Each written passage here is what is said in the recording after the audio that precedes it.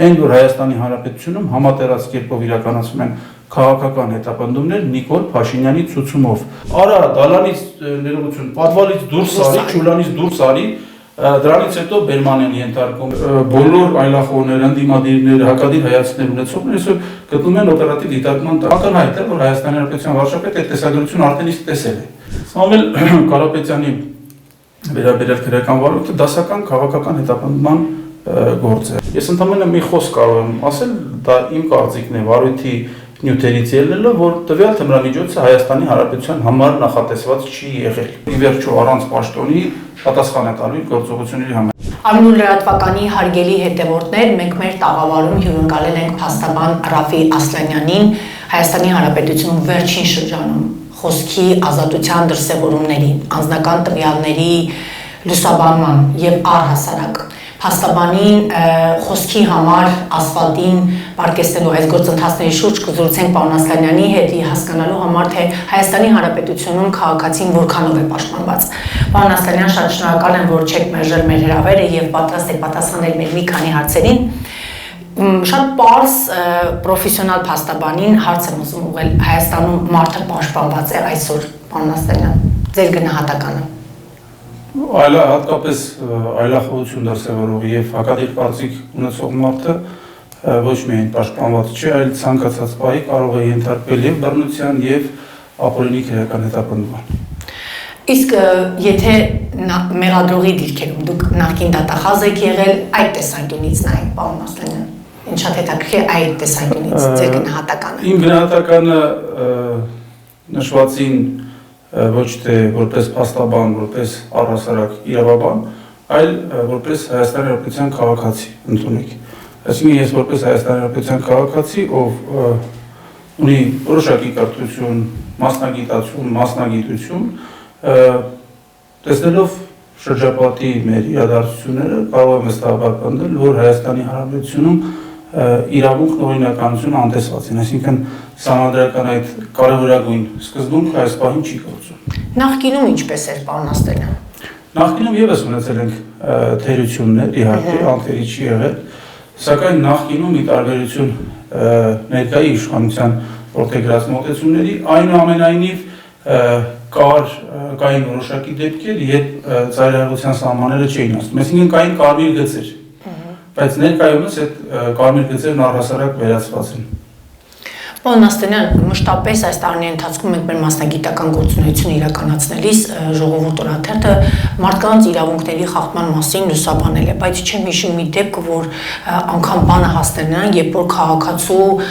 անձնական դաշտ մտնեն եւ անգամ լոգարանում տեսանյութը հրապարակայնացվի։ Լավ, այս պայմաններում քաղաքացին ինչպես պաշտպանվի։ Քաղաքացու իրավունքների պաշտպանության մեխանիզմները դրանք ամրագրված են ինչպես ներպետական օրենսդրությամբ, այնպես էլ միջազգային նախադեպերում եւ նաեւ Հայաստանի Հանրապետության վճռաբեկ դատարանի նախադեպային իրավունքում։ Եթե ասենք, որ Հայաստանի Հանրապետությունում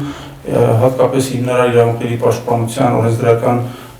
եւ իրավական առհասարակ մեխանիզմները թերեն սխալված կլինենք։ Մենք ունենք բոլոր մեխանիզմները քաղաքացիների իրավունքները պաշտպանելու համար։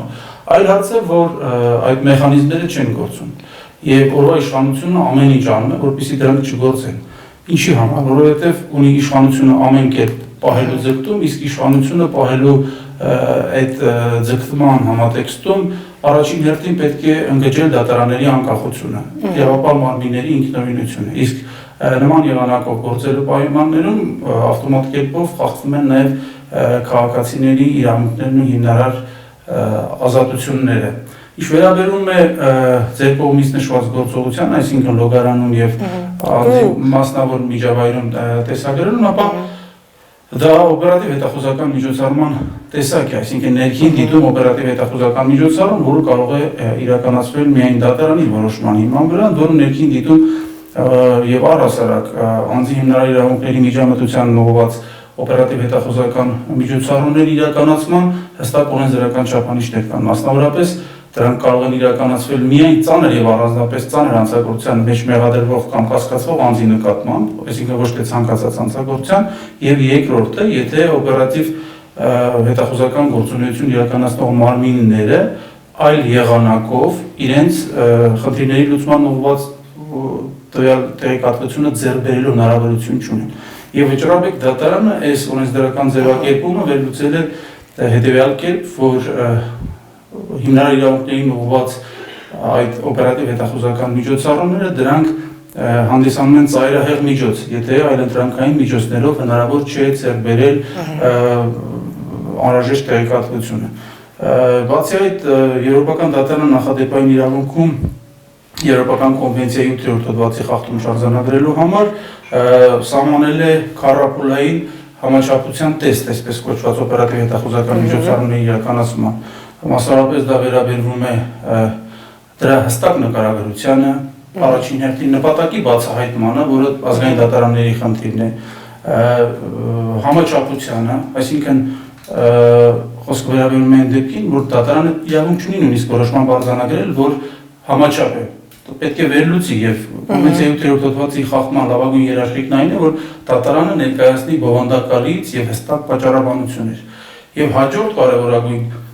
չափանիշը, այսպես ասած, համաչափության տեստի, դա օրենքով նախատեսված լինելն է։ Ընդ որում Եվրոպական դատարանն արձանագրում է, որ կոնվենցիայի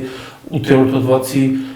իմաստով օրենքով նախատեսված լինել տերմինը դեռևս չի նշանակում միայն օրենքով նախատեսել, դա վերաբերում է նաև օրենքի որակին։ Այսինքն պետք է լինի օրենքի այնպիսի որակյալ, որպեսզի օպերատիվ միջամտության ենթարկվող անձը հնարավորություն ունենա բավարար իրավաբանական օգնության միջոցով կարգավորել իր վարքագիծը։ Տեսեք, ինչպիսի հստակ մեխանիզմներ է նախատեսում սա եւ սա մեր ներպետական իրավունքի բաղկացուցիչ մասն է։ Մինչդեռ օրվա իշխանությունը անտեսելով այդ ամեն ինչը,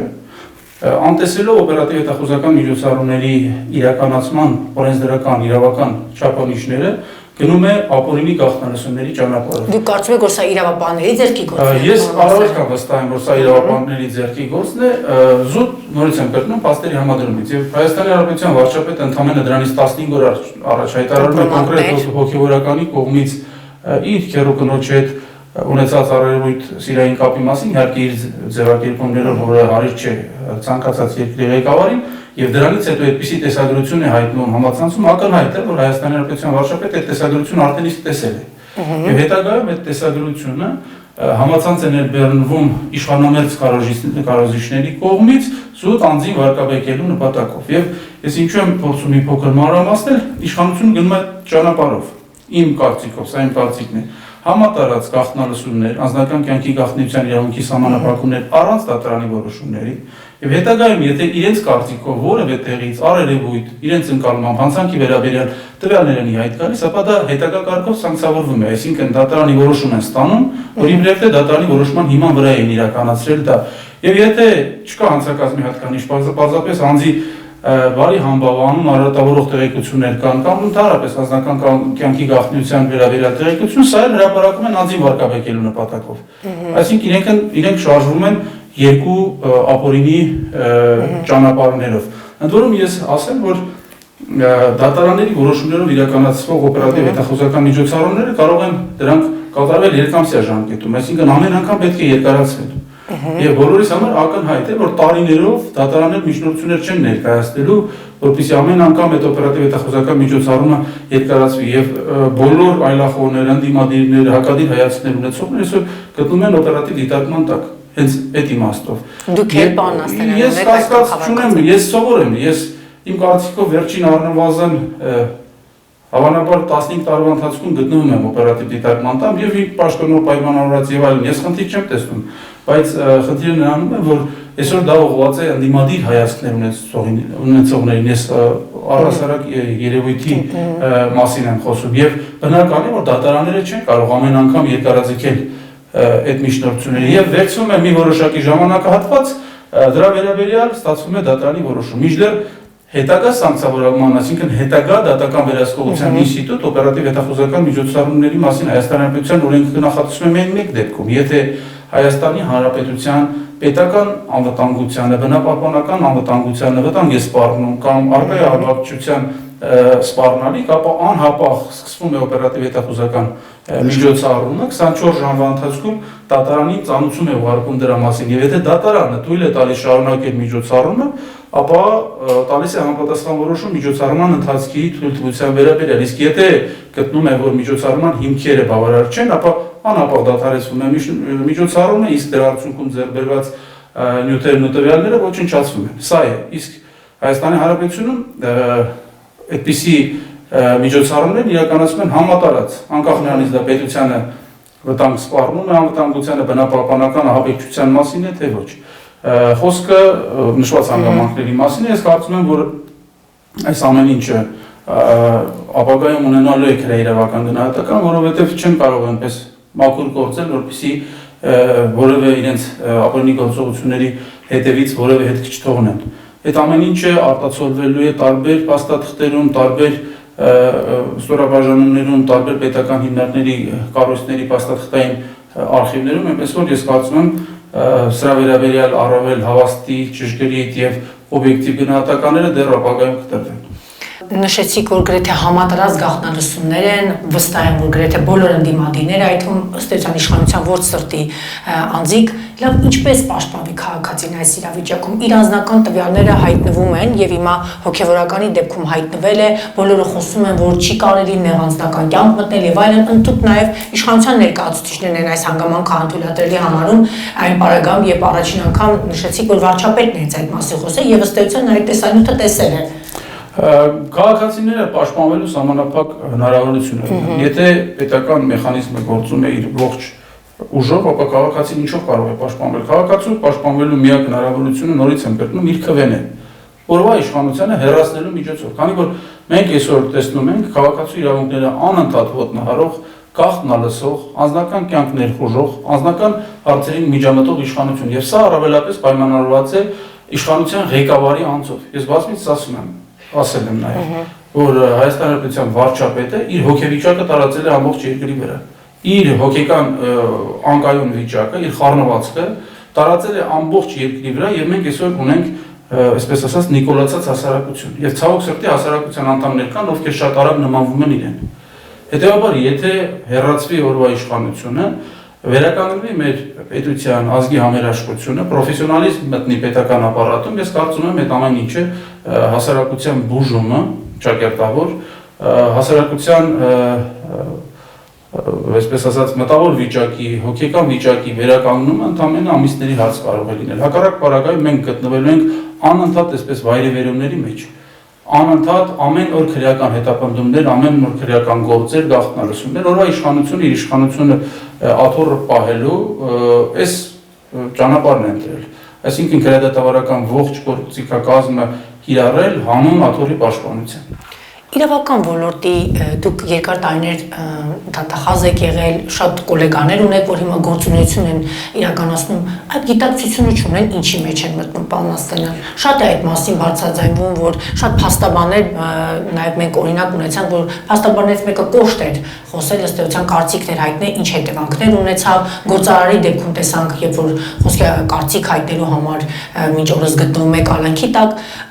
ինչ անենք այս պայմաններում, երբ որ կարծիքի համար մարդիկ հայտնվում են ամիսներով կալանքի տակ, փաստաբանը նման գործելավոճի հետևանքով ասֆալտին են, այսպես ասած, փռում, այսպիսի երևույթների հետ են, որպես նախկին դատախազլավ չի գիտակցում իրավապահ մակարդակի ինչի մեջ է մտնում։ Ես եթե անկեղծ լինեմ, իմ նախկին գործընկերների ներքին մտադրությունների մասին բնականաբար չեմ կարող որոշակի տեղեկատվություն տիրապետել։ Ես ինքս կարող եմ իմ օրինակով ասել, որ երբևէ պաշտոնը հավերժ չեմ համարել եւ յուրաքանչյուր օր աշխատասենյակ եմ մտել այն կանխավարկածով մտայնությամբ, որ կարող եմ հաջորդ օրը այդ պաշտոնում չլինել։ Հետեւաբար, եթե մարդը կաշկանդված է իր պաշտոնում մշտապես չլինելու այդ այսպես ասած համոզվածությամբ, եթե այդպիսի կաշկանդվածություն ունի անձապահ, ես կարծում եմ, որ ցանկացած մարդ հասկանալու է, որ ի վերջո առանց պաշտոնի պատասխան է տալու իր գործողությունների համար։ Եթե կա մարդու մոտ հավերժության զգացում եւ իրեն թվում է, որ պաշտոնը միշտ է, իսկ Նիկոլ Փաշինյանն էլ միշտ ընդ նստած է լինելու, ես կարծում եմ, այդպիսի մարդկանց ճակատագիրը հետագայում լավ չի դասավորվելու։ Բայց այնուամենայնիվ չեմ կարող ասել, գուցե լինեն նախկին գործընկերներ, ովքեր ունեն ներքին համոզմունք, որ իրաց արած օրինական է։ Եկեք սա չբացառենք, որովհետև մարդը իր բնավորության հատկանիշներով լինում է տարբեր եւ գուցե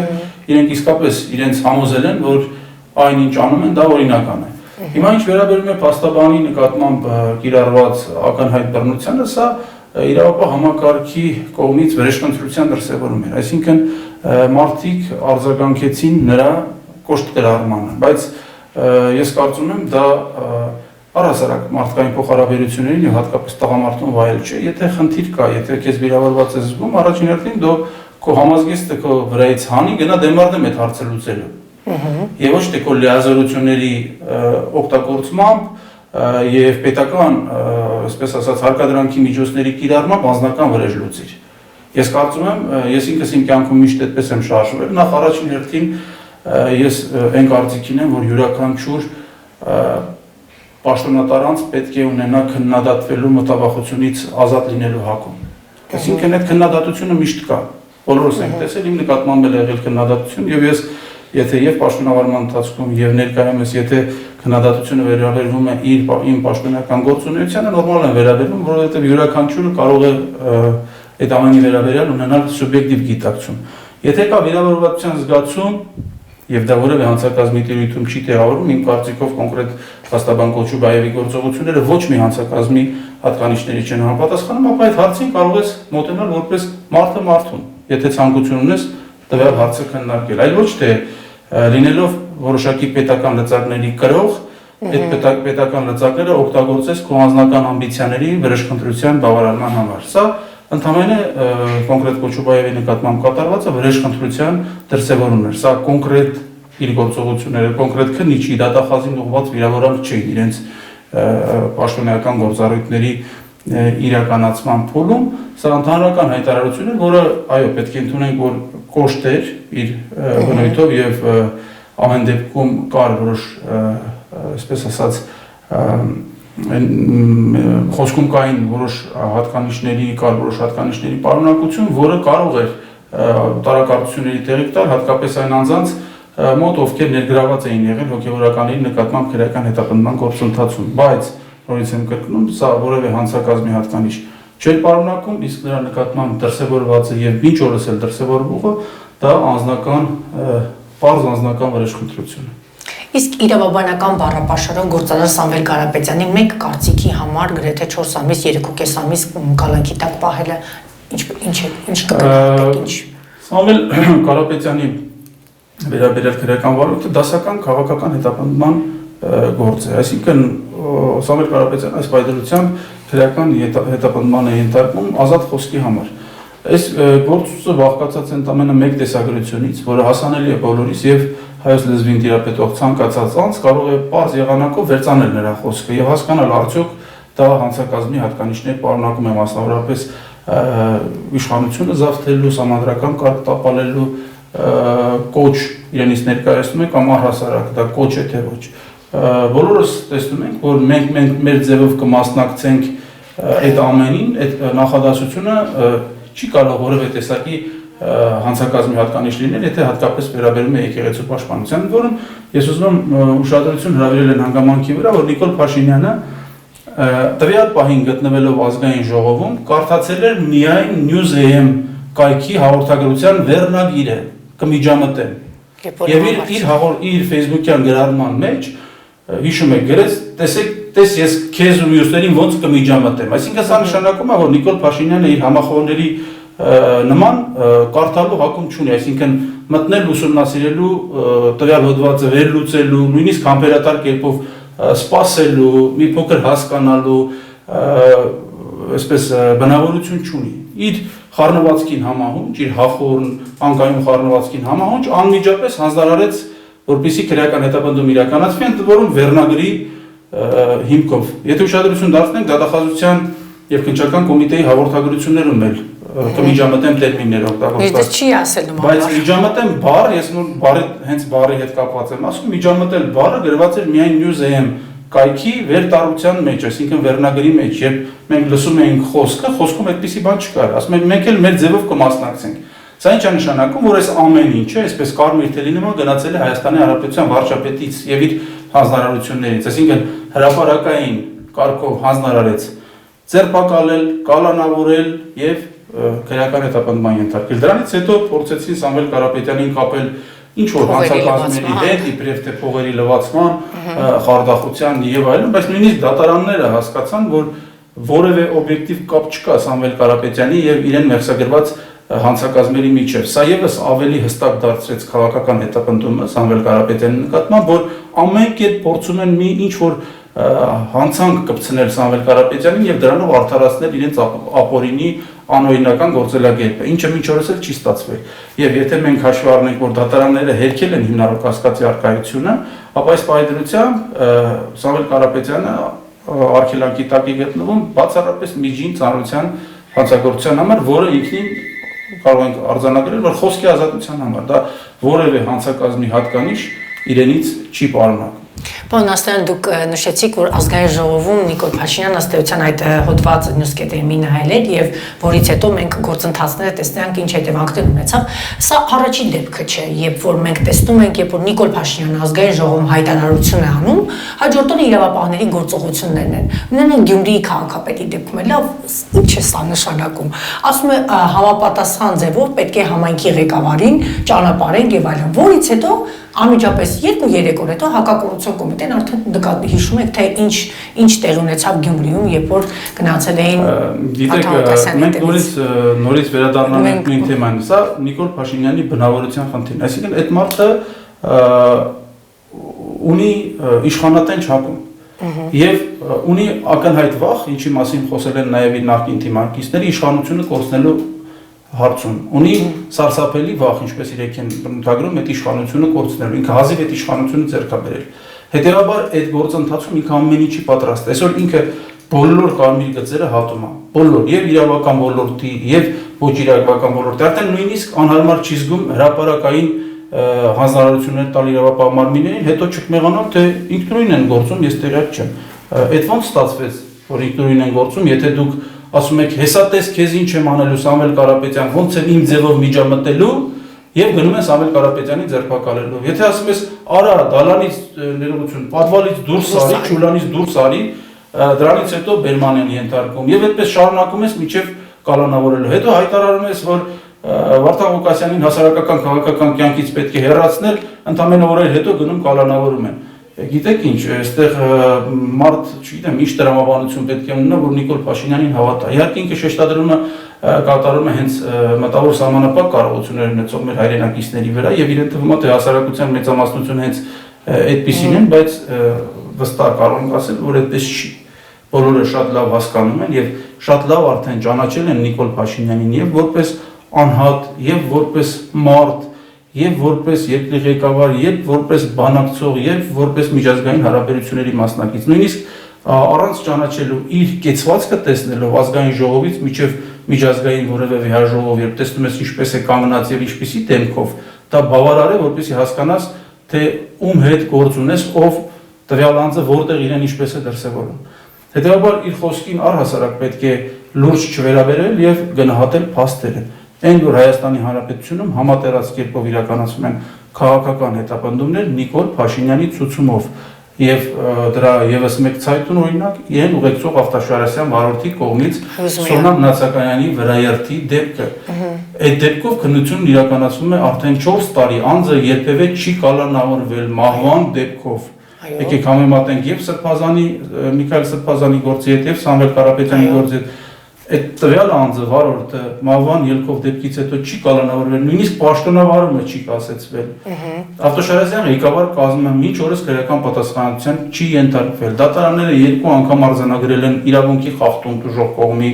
քննության թերություններ բազմաթիվ, ակնհայտորեն քննություն չի կատարվում։ Այս գործի քննության արդյունքներով նույնիսկ վարորդի անային մասնակիցներին կարելի է քրեական պատասխանատվության ենթարկել օբյեկտիվ եւ օրինական իշխանության պայմաններում, բայց ոչինչ չի արվել։ Սա եւս մեկ անգամ խոսում են մասին, որ Նիկոլ Փաշինյանը իր համար ցանկալի դեպքերում միջամտում է իրավապահ մարմինների աշխատանքին, թե ինքը ինչ է խոսում, թե ինչ է ասում, դա ունի կոնկրետ ինձ համար եւ տրամաբանող ցանկացած հայաստանյան քաղաքացու համար 4-ական նշանակություն։ Պարոն Ասլանյան, հիմա Սոնա Մնացականյանի գործով ինչ փուլում եք, որովհետև եւս մեկ գործ կար, չէ, հարուցված, բացի այն հիմնական դարձյալ դատարանի կողմից խախտում է արձանագրվել Առաջինացիան ընդհանրության դատարանի կողմից, որ բավարարքնություն չի կատարվել, այդ թվում թաքցված կամ ոչնչացված ձայնագրությունների մասով, որ մենք այսօր դրանց արդյունքները չունենք եւ նորից գտնվում ենք շրջապտույտում արդեն 4-րդ տարին, կարծում եմ քրեական գործի նախաքննությունը արդեն շարունակվում է, դեռևս այս պահին ես տվյալներ չունեմ եւ մենք մոտենալու ենք 5-րդ տարում, մինչդեռ միջին ծանոթության հանցագործության համար քրեական պատասխանատվության առավելագույն վաղեմության ժամկետը 5 տարին է։ Նույնը վերաբերում է վարորդի գործին։ Մենք արդեն գտնվում ենք 4-րդ տարում, դատավճիռը կայացվել է օգոստոս ամսին, այս պահի դրությամբ նույնիսկ չենք էլ ստացել դեռ դատավճիռը, բնականաբար դատավճիռը կստանան, կբողոքարկեն կողմերը, դատական վերանայման ենթակա կլինի, այս դատական վերանայումը որքան կտևի դա արդեն որևէ մեկը չի կարող ասել եւ սա եւս տանում է նրան, որ կարող է այս դեպքում եւս լրանալ քրեական պատասխանատվության ենթարկելու վաղեմության ժամկետները եւ վարորդը առհասարակ չկրի իր նկատմամբ նշանակված պատիժը։ Ձեր քայլերը որն են լինելու հաշվի առնելով, որ այս ցկցկումները տանում են ըստ էության վաղեմության ժամկետի կիրառմանը։ Մենք ցավոք քայլեր չունենք անելու։ Մենք ինչ արել ենք այս 4 տարիների ընթացքում, պայքարել, հրապարակային կերպով պայքարել, բայց մեր հնարավորությունները սահմանափակ են։ Եթե դու իշխանական մեխանիզմին ես բախվում եւ հատկապես այդ մեխանիզմը չունի նվազագույն բարոյականություն, մասնավորապես գոնե հղի կնոջ մահվան գործով, այսպես ասած, դրսևորի գոնե նվազագույն խիղճ, հեռու մնան այդ գործի նկատմամբ միջամտությունից, ապա դժոխ կողմը ինչ կարող անել, որովհետև մեր գործիքակազմը, այսպես ասած, սահմանափակ, իսկ իշխանությունը գործում է իրեն հասանելի լայն իրավասության եւ լայն դատավարական հնարավորությունների եւ ոչ դատավարական հնարավորությունների սահմաններում։ Ձեր թույլտվությամբ նաև կցանկանայի եւս մեկ աղմկարոց գործի մասով որոշակի տեղեկություններ քննչական կոմիտեի նախագահ օրերս, երբ ազգային ժողովի падգամավոր Ագնես Ախամյանը հարց ուղղեց 1 տոննա կոկաինի գործը ժամկետներ են նրանում կամ ըստ էության պետք է նախաքննական մարմինը քրեական հետապնդումը դադարեցնի կամ գործը պետք է ուղարկի դատարան։ Պարոն Պողոսյանը նշեց, որ նոր տեղեկություններ են ստացել, դուք այդ գործով անցնող անձանց պաշտպաններն եք, կուզենամ ինչ նոր տեղեկությունների մասին է, եթե դա նախաքննական գաղտնի չէ։ Ես այդ տեղեկությունների մասին որևէ տեղեկատվության չեմ դիրապետում, մասնավորապես ըստ ինձ հասանելի դատավարական փաստաթղթերի քննչական պահանջներ են ուղարկվել Իտալիա, Ամերիկայի Միացյալ Նահանգներ եւ Էկվադոր, թե որտեղից ինչ տեղեկատվություն է ստացվել, ես չեմ կարող ասել, բայց դժվարից հարցին ես արդեն իմ Facebook-յան էջում անդրադարձել եմ, որ ազգային ժողովի падգամավորների նման հարցադրումները ունեն պրովոկացիոն էֆեկտ, այսինքն երբ ասում են երբ եք դատարան ուղարկելու, վարորդի իրականացնող մարմինը ամեն կերպ ձգտելու է հասարակական հնչեղությունից զերծ մնալու համար այս քրեական գործ ուղարկել դատարան։ Մինչդեռ տվյալ քրեական գործով այս պահին մեղադրյալի կարգավիճակ ունեցող եւ Հայաստանի Հանրապետությունում գտնվող 3 անձինք կան, որոնցից մեկի պաշտպանությունը ես եմ իրականացնում եւ ակնհայտ է, որ նույնիսկ չի հաստատվել տվյալ մեղադրյալի խոսքը պահեստապետի մասին է, օբյեկտիվ կապը իրեն մեղսագրվող հանցանքի հետ, այսինքն նույնիսկ նվազագույն հիմնավոր կասկած չկա եւ նախաքննական մարմնի հապաղումը նաեւ դրանով է պայմանավորված, ինչ ապացույցներով ուղարկել մարդու վերաբերյալ գործը դատարան, երբ համացանցում հրապարակված տեսագրությունից ակնհայտ է, որ համապատասխան բեռը ստանալուց հետո ինքը ղեկավար կազմին տեղեկացրել է, որ կա տարբերվող բեռ, եկել են տեղում, ստուգել են, նույնիսկ բացել են, այդ ամենի վերաբերյալ կան հստակ փաստական տվյալներ, դրանից հետո երբ առաջարկել են դիմել ազգային անվտանգության ծառայություն, ինքը նրանց հետ գնացել, այսինքն եղել է ընդամենը պահեստապետ։ Բայց պահեստապետին մեղսագրել են մի հանցակազմ, իբրև թե պատվիրել է Էկվադորից, պատկերացրեք, մաքսանային եղանակով տեղափոխել է Հայաստան, պահել է եւ այլն։ Այսինքն բոլոր իրավաբանների համար, վարորդի հանրային մասնակիցների համար ակնհայտ է այս ամեն ինչը, բայց երբ հասարակական հնչեղությամբ փորձում են ստիպել, որ այդ քրեական գործը դատարան ուղարկի կարգամեղադրյալների վրա, վարորդի իրականացնող մարմինը գուցե մի օր էլ այդպես անի։ Այսինքն այդ ամեն ինչը թողնի դատարանի դաշտում։ Քրեական վարույթի նյութերի ինձ հասանելի հատվածի ուսումնասիրությունից եւ իմ արկա, այսպես ասած, փաստաբանական եւ առհասարակ իրավաբան մարմիններում աշխատանքի փորձից ես արդեն հասկանում եմ, թե թմրամիջոցները ինչպես են հայտնվել Հայաստանի Հանրապետությունում եւ դա ինչի արդյունք է։ Ես քանի որ կարող ենք իմ խոսքում բախվել նախաքննության գաղտնիքի հետ, դրա համար ես չեմ կարող հստակ մանրամասնել, բայց կարծում եմ, որ վարորդ իրականացնող մարմինն էլ այդ ամեն ինչը արդեն տեսել է, ակնհայտ է, որտեղ բացառում եմ, որ եւ վարորդի հանրային մասնակիցների եւ նրանց վերադասների միջև մեջ լինեն օրինակ չլինեն պրոֆեսիոնալ իրավաբաններ, ովքեր չհասկանան այս ամեն ինչը։ Վստահ եմ, որ այդ ամեն ինչը ուսումնասիրել եւ հասկացել են ինչպես է հասել Հայաստանի Հանրապետություն այդ բեռը, մնում է դատավարական կարգով այդ ամեն ինչը իրացնել եւ օբյեկտիվ լուծում տալ։ Ես ընդհանրապես մի խոսք կարող եմ ասել, դա իմ կարծիքն է, վարույթի նյութերից ելնելով, որ տվյալ թմրամիջոցը Հայաստանի Հանրապետության համար նախատեսված չի եղել։ Ինչպես հայտնվեց Հայաստանը, պետք է դա արդեն դրա պատասխանը թող տան մաքսային մարմինները, թե ինչու չեն կարող, ասա պահեստապետին ասում են ինչի չես իմացել, որ դա թմրամիջոց է, բայց հարցը նույն հարցը չեն ուղղում մաքսային մարմիններին, ինչի չեք կարողացել բացահայտել, որ Հայաստան մուտք գործող բեռնատարի տրանսպորտային փոխադրամիջոցի մեջ կա այս քանակությամբ թմրամիջոց։ Ես նորից կրկնում եմ, ըստ իս այդ թմրամիջոցը Հայաստան չպետք է հասներ։ Նաև քանակն է հուշում այն մասին, որ տվյալ թմրամիջոցի այդպիսի քանակը Հայաստանի սպառման համար չի կարող լինել։ Երկրորդ, Հայաստանի Հանրապետությունից այլ երկրներ հանելը ավելի դժվար է, քան այդ երկրներ ուղարկելը ուղիղ։ Բացի դրանից մեր հարևան երկրներից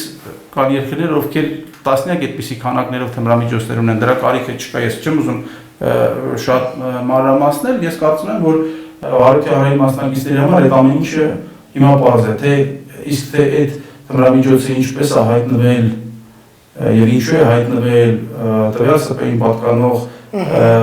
մրգերի բեռնափոխադրման կոնտեյներներում, սա արդեն քննության այլ առարկա է, որը ոչ կապ ունի պահեստապետի եւ իմ կարծիքով ոչ էլ այս պահին մեղադրելի կարգավիճակ ունեցող այլ անձանց արարքների քրեիրովական գնահատմանը։ Եվ մեկ ճշտող հարց ոնց 1 տոննա կոկայինը հետո դարձավ 780, դա էլ մնաց առողջված կարծես թե ասում էին Անդրանիկ Քոչարյանն ազգային ժողովում ասում էր թիվը կոլորացրել են իրավաբանները։ Կա, ես նորից նախաքննության կազմության սահմաններում մնամ, 1 տոննա ասվածը